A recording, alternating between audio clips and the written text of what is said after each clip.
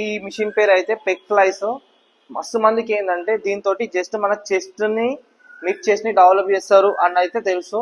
So mid చెస్టే కాకుండా upper chest, lower chest గిట ఏ విధంగా ఈ మిషన్ పైన చేస్తే హిట్ అవుతుందో చూపిస్తా. ఫస్ట్ వచ్చేసి నార్మల్ గా మనం అనుకుంటాం కదా మనం చేసేది చెస్ట్ బటర్ఫ్లై మిడ్ చెస్ట్ కోసం అని, మిడ్ చెస్ట్ గురించి ఫస్ట్ అయితే చేద్దాం.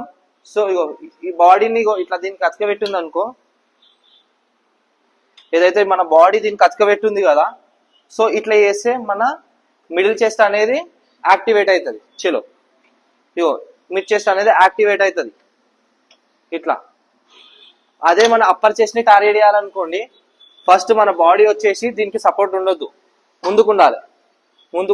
ఇగో మన హిప్స్ వచ్చేసి ఏదైతే దీనికి ఉందో సీట్ కి అతుకొని ఉండాలి ఈ విధంగా. చలో చూడండి, ఇప్పుడు మూమెంట్ వచ్చేసి అప్పర్ చెస్ట్ ని టార్గెట్ చేస్తుంది. సేమ్ ఇదే మిషన్ ఇదే, కానీ ఏంటంటే మనం సీట్ మీద మూమెంట్ అనేది మార్చినాం. చూసారు కదా, మిడ్ చెస్ట్ కి ఏమో అతకబెట్టి చేస్తే మిడ్ చెస్ట్ కి వచ్చింది, ఇప్పుడేమో అప్పర్ చెస్ట్ కి. నెక్స్ట్ లోయర్ చెస్ట్ ని చేయాలంటే ఇగో ఇదైతే అప్పర్ పార్ట్ ఉందో దానికి టచ్ చేసి ఈ లోయర్ పార్ట్ ఉంది కదా ముందుకు పెట్టాలి, ఇంత గ్యాప్ ఉండాలి. చలో ఇప్పుడు చూడు, సేమ్ అదే పొజిషన్ లా ఇప్పుడు చూడు, టార్గెట్ వచ్చేసి అప్పర్ చెస్ట్ కి పడుతుంది, మిడ్ చెస్ట్ కి పడుతుంది, ఇది లోయర్ చెస్ట్ కి పడుతుంది.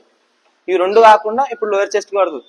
చూసారు కదా, బటర్ఫ్లై మిషన్ పైన గిట మీ ఓవరాల్ చెస్ట్ ని బిల్డ్ చేయాలనుకుంటే ఈ విధంగా ట్రైన్ చేయాలి.